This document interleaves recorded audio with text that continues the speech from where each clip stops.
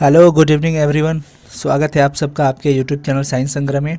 तो साथियों, आज हम लोग करने वाले हैं केमिस्ट्री का बहुत ही इंपॉर्टेंट चैप्टर ऑर्गेनिक केमिस्ट्री का, जिसका नाम है एमीन्स।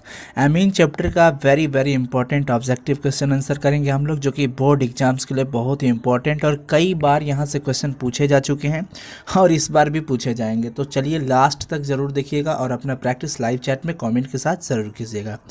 आपसे एक छोटा सा रिक्वेस्ट होगा क्लास शुरू करने से पहले कि अगर आप इस चैनल पर नए हैं तो प्लीज़ चैनल को सब्सक्राइब करके बगल के बेल आइकन को क्लिक करके ऑल नोटिफिकेशन ऑन कर लीजिएगा और हमें मोटिवेट करने के लिए आप बस एक लाइक कर दीजिएगा। Thank you so much.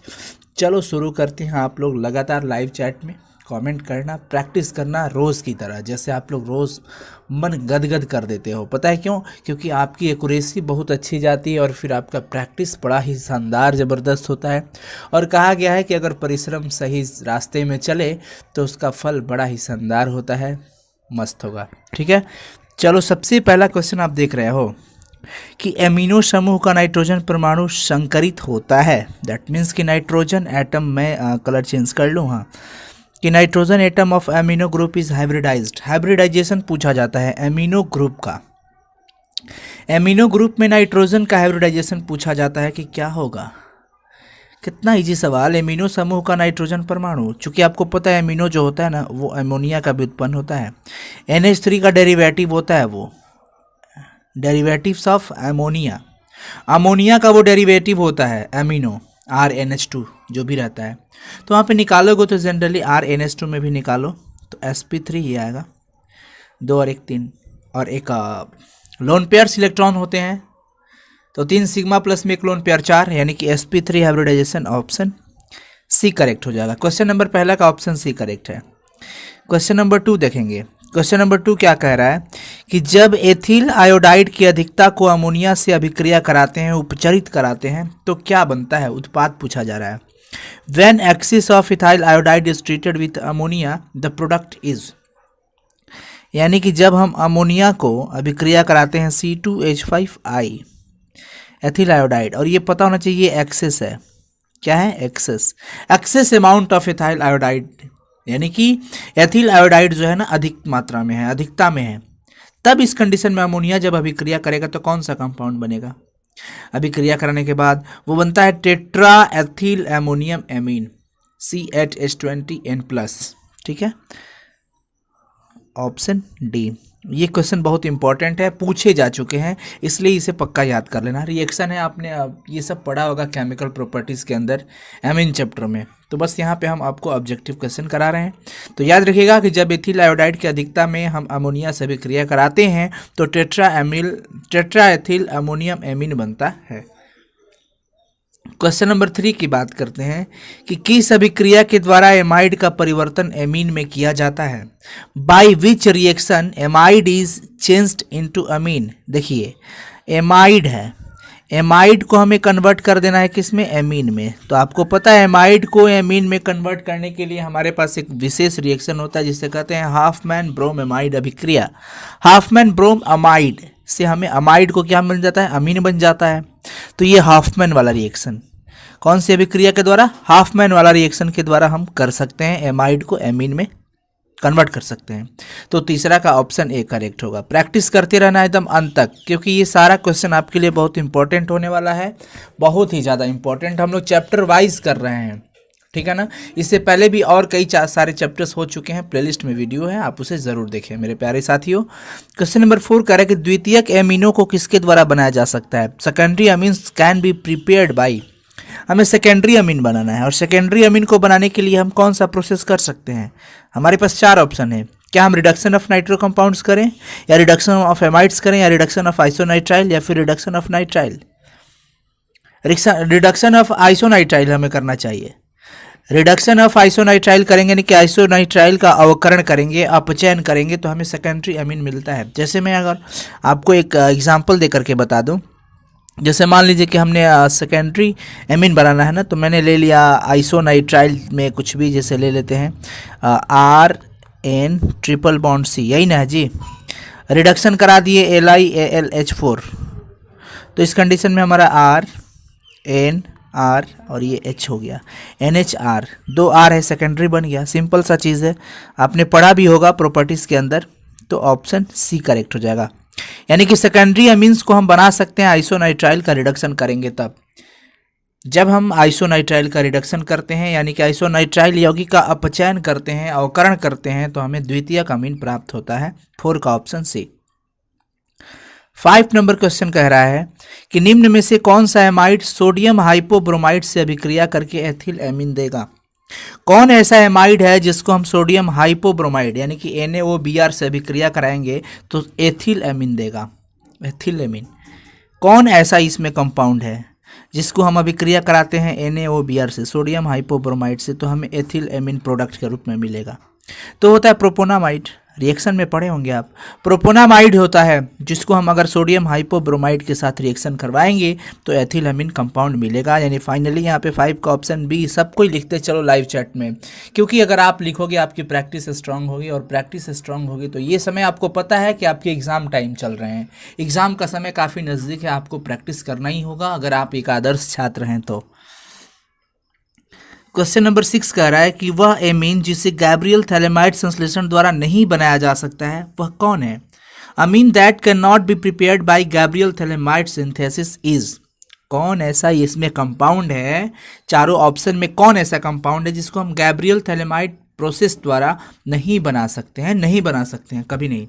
Aniline, aniline हम नहीं बना सकते हैं, एनिलीन कभी नहीं बना सकते हैं गैब्रियल थैलेमाइड संश्लेषण के द्वारा, ठीक है ना। न्यूक्लियोफाइल रिएक्शन की वजह से कुछ प्रोसेसेस होता है, इसकी वजह से एनिलीन जो होता है हम नहीं बना सकते हैं। गैब्रियल थैलेमाइड सिंथेसिस जो प्रोसेस होता है उसके उस प्रोसेस से हम कभी नहीं बना सकते हैं।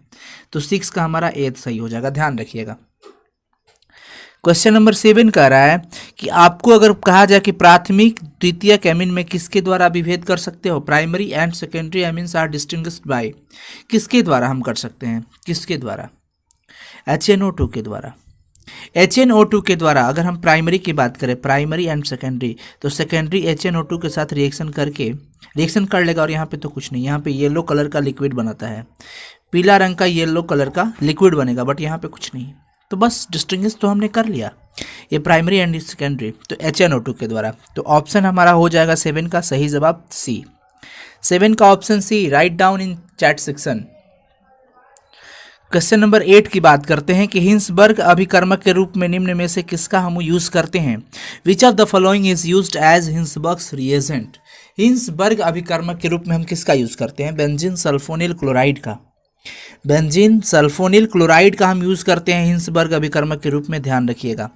और ये एक ऐसा अभिकर्मक होता है जिससे हम primary, secondary and tertiary amine को डिस्टिंग्विश कर सकते हैं आसानी से, इजीली। तो 8 नंबर का ए हो जाएगा, यही होता है हमारा हिंसबर्ग्स रिएजेंट। C6H5SO2Cl, C6H5SO2Cl। एक बार हम चाहते हैं आप सभी चैट सेक्शन में इसका पूरा फॉर्मूला लिख दो, सब कोई लिखो, अभी टाइप करो C6H5SO2Cl, C6H5SO2Cl। I am waiting for your comment, मैं वेट कर रहा हूँ कितने लोग लिख पा रहे हैं, अभी देख रहे हैं हम। लिखना क्या है, हिंसबर्ग रिएजेंट का नाम C6H5SO2Cl, यानी कि इसका फॉर्मूला लिखना था, benzene sulphonyl chloride. Very good, बहुत बच्चों ने लिखा, थैंक यू सो मच, बहुत ही बढ़िया। चलिए क्वेश्चन नंबर 9 के तरफ चलते हैं। क्वेश्चन नंबर 9 है कि एसिन एवं HCl का प्रयोग करके एरोमेटिक नाइट्रो यौगिकों का अपचयन देता है, यानी कि reduction of aromatic nitro compounds using Sn and HCl gives. मतलब क्या हुआ कि जब हम एरोमेटिक नाइट्रो यौगिक लेते हैं, एरोमेटिक नाइट्रो कंपाउंड, और अगर हम उसका रिडक्शन कराते हैं एसिन HCl की उपस्थिति में, 3 पर HCl, एसिन का मतलब स्टेनम होता है, यानी कि हमारे पास एरोमेटिक जो है नाइट्रो कंपाउंड है और इसका हम रिडक्शन करवा रहे हैं। भैया क्या करवा रहे हैं, रिडक्शन। तो हमें कौन सा कंपाउंड मिलेगा ये पूछा जा रहा है। तो जब हम ऐसा करवाएंगे तो हमें प्राइमरी एमीन मिलेगा। क्या मिलेगा, प्राइमरी एमीन। और जब एरोमेटिक है तो ये भी एरोमेटिक होगा, यानी कि एरोमेटिक प्राइमरी अमीन मिलेगा हमें। कब, जब हम एरोमेटिक नाइट्रो यौगिक का रिडक्शन करवाएंगे, अपचयन करवाएंगे, अवकरण कराएंगे, किसके उपस्थिति में, एसिन पर HCl के साथ, तो हमें एरोमेटिक प्राइमरी अमीन्स मिलेगा। 9 नंबर का ऑप्शन ए करेक्ट है। अभी मिसलेनियस और भी क्वेश्चन करवाएंगे हम, ठीक है ना। लगातार डेली क्लासेस चल रही है, आप लोग जरूर देखें और प्रीवियसली चैप्टर्स जो भी हुए हैं उसको भी देख लीजिए। वीडियोस भी बहुत सारे हैं, ऑब्जेक्टिव सब्जेक्टिव सब प्लेलिस्ट में है। क्वेश्चन बैंक का भी सोल्यूशन हो गया है, उसे आप देख लीजिएगा। प्राथमिक एमीन बेंजोइल क्लोराइड से क्रिया करके क्या देता है? Primary amines react with the benzoyl chloride to give, देखिए प्राइमरी एमीन आप ले लो और बेंजोइल क्लोराइड का मतलब C6H5COCl, इसके साथ आप अगर प्राइमरी एमीन की अभिक्रिया करवाओगे तो मिलेगा आपको R ले लो, RNHCOC6H5, यही मिलेगा, जिसको हम कहते हैं बेंजामाइड। क्या कहते हैं? बेंजामाइड। बेंजामाइड है ये हमारा, यानी कि प्राइमरी एमीन की अभिक्रिया जब हम करा देते हैं C6H5COCl यानी कि बेंजोइल क्लोराइड के साथ, तो हमें मिल गया बेंजामाइड। क्या मिला? बेंजामाइड। तो फाइनली ए हो जाएगा। क्वेश्चन नंबर 10 का ऑप्शन ए करेक्ट है। 11 नंबर क्वेश्चन पे चलते हैं। 11 नंबर क्वेश्चन क्या कह रहा है, ध्यान देंगे कि जब बेंजोइल क्लोराइड सोडियम हाइड्रोक्साइड की उपस्थिति में एनिलीन से अभिक्रिया करता है तो क्या बनता है? देखिए बेंजोइल क्लोराइड की अभिक्रिया कराना है। बेंजील क्लोराइड मतलब वही मैंने बताया C6H5COCl, एनिलीन का मतलब C6H5NH2 और साथ में NaOH रखना है। तो जब हम रिएक्शन करवाएंगे तो हमें मिलेगा C6H5NHCO C6H5, जिसे हम कहते हैं बेंजीनिलाइड। बेंजीनिलाइड, ऑप्शन बी। ये सब क्वेश्चन जरूर आप याद कर लेना, बहुत इंपॉर्टेंट है। मे भी क्या बहुत चांसेस रहता है ये सब क्वेश्चन पूछने का, और ये कहीं ना कहीं पूछे हुए सब प्रश्न हैं, ठीक है ना। तो 11 का ऑप्शन बी। PDF क्लास के बाद टेलीग्राम चैनल पे डाल दिया जाएगा। निम्न में से किसका pKb वैल्यू मैक्सिमम है? NH3 अमोनिया का pKb वैल्यू मैक्सिमम है, ऑप्शन बी करेक्ट है। 12 का ऑप्शन बी करेक्ट हो जाएगा। 30 नंबर क्वेश्चन की बात करते हैं। निम्न में से किसकी प्रकृति उभयधर्मी है? विच of the following is amphoteric in nature? देखो यहाँ पे NH2 होगा, NH2 एम्फोटेरिक इन नेचर यही होगा। 13 का ऑप्शन सी, एम्फोटेरिक उभयधर्मी, ठीक है ना, यानी कि ये दोनों बिहेव करेगा, कोई दिक्कत नहीं। 13 का ऑप्शन सी याद रखिएगा, CH3CONH2 ये होता है एम्फोटेरिक। क्वेश्चन नंबर 14 की बात करें कि 1 degree 2 degree and 3 degree amine, यानी कि प्राथमिक द्वितीयक और तृतीयक एमीन को किसके प्रयोग द्वारा अलग किया जा सकता है? मैं बताया ना कि 1 2 3 डिग्रीज, यानी कि ये प्राइमरी सेकेंडरी और टर्शियरी एमीन्स जो होते हैं उसको हम सेपरेट कर सकते हैं हिंसबर्ग रिएजेंट के माध्यम से। और आपको पता है हिंसबर्ग रिएजेंट दैट मीन्स कि बेंजीन सल्फोनिल क्लोराइड यहाँ पे है, ऑप्शन सी करेक्ट हो जाएगा, हिंसबर्ग रिएजेंट, ऑप्शन सी 14 का। 15 नंबर, निम्न में से सबसे दुर्बल क्षार कौन है? विच of the following is weakest base? आपको पता है ये सारी चीज़ आपने पढ़ा होगा, इसका कंसेप्ट भी पढ़ा होगा, steric effect, plus I effect, solvation effect, ये सारे इफेक्ट की वजह से ये सब बेसिक स्ट्रेंथ जो होता है ना, बेसिक प्रॉपर्टी जो सब पे डिपेंड करता है। प्लस आई प्रभाव पे भी डिपेंड करता है, स्टेरिक इफेक्ट पे भी डिपेंड करता है, सॉल्वेशन पे भी करता है, मतलब करता है सब पे। तो ये कहीं ना कहीं वहीं से हम लोग फाइंड करते हैं। तो 15 का ऑप्शन ए करेक्ट है, बट इसे याद कर लो आप। 16 नंबर सवाल है कि एलिफैटिक, देखो हम आपके लिए मतलब कि दोनों लैंग्वेज में लिखते हैं, हिंदी और इंग्लिश, बिकॉज कोई बच्चा ये नहीं कहे कि सर मतलब आप हिंदी मीडियम वाले को पढ़ाते हो इंग्लिश को छोड़ देते हो, या फिर इंग्लिश वाले को पढ़ाते हो हिंदी को छोड़ देते हो। नहीं, ऐसा नहीं है, समदर्शी, हम सबके लिए एक समान काम कर रहे हैं। एलिफैटिक प्राथमिक एमीन पर नाइट्रस अम्ल की जब अभिक्रिया कराएंगे तो क्या होगा? एलिफैटिक प्राइमरी एमीन्स पे जब आप नाइट्रस एसिड की रिएक्शन कराओगे तो आपको अल्कोहल मिलेगा भैया। क्या मिलेगा? अल्कोहल। ढन ढना ढन तू तुड़ो तो 16 का ऑप्शन सी करेक्ट है, अल्कोहल मिलेगा। क्या मिलेगा? अल्कोहल। 17 विभिन्न एल्किल एमिनो की क्षारीय तीव्रता किस पे डिपेंड करती है? The basic strength of different alkyl एमिन्स depends upon, देखिए सॉल्वेशन होगा यहाँ पे, ठीक है ना, प्लस आई इफेक्ट पे भी, स्टेरिक इफेक्ट पे भी, इस पे भी, यानी कि ऑल ऑफ दिस। मैं अभी बताया आपको ना कि बेसिक स्ट्रेंथ वाली जो बात आ जाती है, बेसिक प्रॉपर्टीज़ वाली बात आ जाती है, और विशेष करके एमीन की, तो ये तीनों पे डिपेंड करेगा। Plus I effect, steric effect, विलायकन प्रभाव, सल्फेशन इफेक्ट, मतलब कि ऑल ऑफ दीज। 17 का सही जवाब डी हो जाएगा। 18 नंबर सवाल कह रहा है, ये सब देखिए आपने रिएक्शन है, आपने पढ़ा होगा, मैं तो बस यहाँ पे आपको ऑब्जेक्टिव करा रहा हूँ जो कि काम की चीज़ है। एनिलीन के साथ अगर आप एरिल डाइएजोनियम की कॉपलिंग रिएक्शन कराते हो, युग्मन अभिक्रिया कराते हो, तो भैया वहाँ पे कौन सा मीडियम अप्लाई करना होगा, किस मीडियम में, एसिडिक मीडियम में या बेसिक मीडियम में, या वो एसिडिक स्ट्रांग होना चाहिए या फिर माइल्ड होना चाहिए, ये 4 ऑप्शन है। और एनिलीन का एरिल डाइएजोनियम की कॉपलिंग रिएक्शन करवाना है, आपको माइल्ड बेसिक मीडियम की ज़रूरत पड़ेगी। क्षारीय माध्यम चाहिए, तो क्षारीय माध्यम बहुत ज़्यादा नहीं चाहिए, स्ट्रांग नहीं चाहिए, माइल्ड बहुत ही कम, अल्प क्षारीय माध्यम चाहिए। ऑप्शन सी हो जाएगा। 18 का ऑप्शन सी करेक्ट है। 19 नंबर क्वेश्चन कि निम्न में से कौन सा 3 डिग्री अमीन है, यानी कि टर्शियरी अमीन पता करना है। ट्राई एथिल अमीन, ये है आपका टर्शियरी अमीन। क्या है टर्शियरी अमीन? 19 का option B. Primary, secondary, tertiary already आपको पता है, ये सब तो बताने की बात है नहीं। तो यहाँ पे 3 डिग्री अमीन पूछा तो जनरली आप बता दोगे, बहुत ही बढ़िया। 20 नंबर क्वेश्चन कह रहा है कि निम्न में से जलीय माध्यम में प्रबल क्षार कौन होगा? CH3 2NH प्रबल क्षार। एल्किल ग्रुप का नंबर ज़्यादा है इसमें, सिंपल सा है। जलीय माध्यम की अगर बात करें तो विशेष, यहाँ पे 20 का सी होगा। 21 नंबर कि एमीनो के गैब्रियल संश्लेषण में नाइट्रोजन कहाँ से मिलता है? जब हम एमीन्स का गैब्रियल थैलेमाइड वाला प्रोसेस कराते हैं तो उसको जो नाइट्रोजन मिलता है, वो नाइट्रोजन कहाँ से मिलता है? यहाँ से मिलता है, पोटेशियम थैलेमाइड से मिलता है। कहाँ से मिलता है? पोटेशियम थैलेमाइड से। The sources of nitrogen of amines in Gabriel phthalimide synthesis process, कहाँ से? पोटेशियम थैलेमाइड, यानी कि 21 का ऑप्शन डी होगा।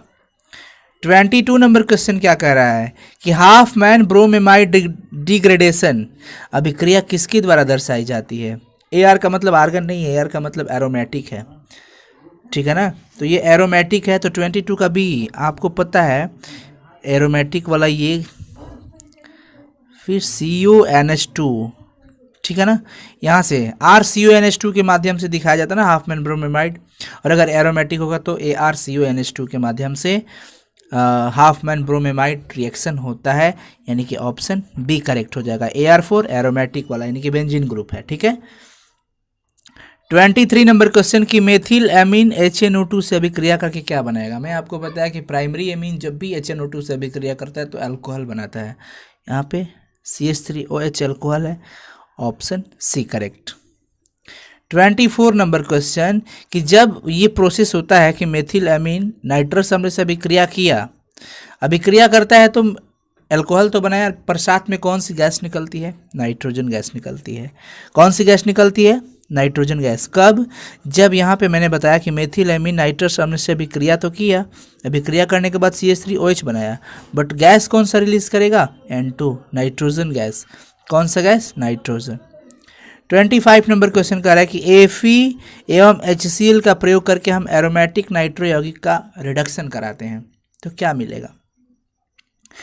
कब? जब हम एरोमेटिक नाइट्रो यौगिक का अवकरण कराएं। FeHCl का प्रयोग कर रहे हैं, उस टाइम SN पर HCl यूज कर रहे थे, पर अब Fe और HCl यूज करना है, तो क्या मिलेगा हमें? वही मिलेगा जब भी आप रिडक्शन करा लो ना, क्या दिक्कत है? उस टाइम भी एरोमेटिक प्राइमरी एमीन मिला था, इस टाइम भी एरोमेटिक प्राइमरी एमीन ही मिलेगा। फाइनली ऑप्शन सी करेक्ट है। लास्ट क्वेश्चन 26 नंबर की प्राथमिक एमीनों के साथ अभिक्रिया पर एसिड एनहाइड्राइड देते हैं, यानी कि जब एसिड एनहाइड्राइड जो होता है प्राइमरी एमीन के साथ रिएक्शन करता है तो क्या देता है? एमाइड बनाएगा। एसिड एनहाइड्राइड प्राइमरी एमीन के साथ अभिक्रिया करेगा तो क्या बनाएगा? एमाइड बनाएगा। 26 का ऑप्शन ए। तो एमीन चैप्टर का भी ऑब्जेक्टिव वेरी वेरी इंपॉर्टेंट था, जो हो गया कंप्लीट। बाकी और भी क्वेश्चंस हम करवाते रहेंगे आपको। Thank you so much for watching this video. अच्छा लगे तो कमेंट करके ज़रूर बताना, मोटिवेट करना, क्योंकि आपका एक कमेंट हमें बहुत ऊर्जा देता है। और एक बात और कहूँगा कि आप इसे जितना हो सके हर अपने दोस्तों के साथ शेयर करें, बिकॉज उनके साथ भी ये समस्याएं हैं जो आपके साथ हैं। बोर्ड एग्जाम्स, लॉकडाउन का प्रेशर, एग्ज़ाम का प्रेशर, मतलब बहुत सारी बातें होती हैं। तो कहीं ना कहीं आप अपने दोस्तों का भी हेल्प करें इस वीडियो के माध्यम से। Thank you so much. दुआएं मिलेंगी आपको भी। God bless you, keep smiling always. Thank you so much for watching this video. फिर मिलते हैं नेक्स्ट क्लास में। Bye bye.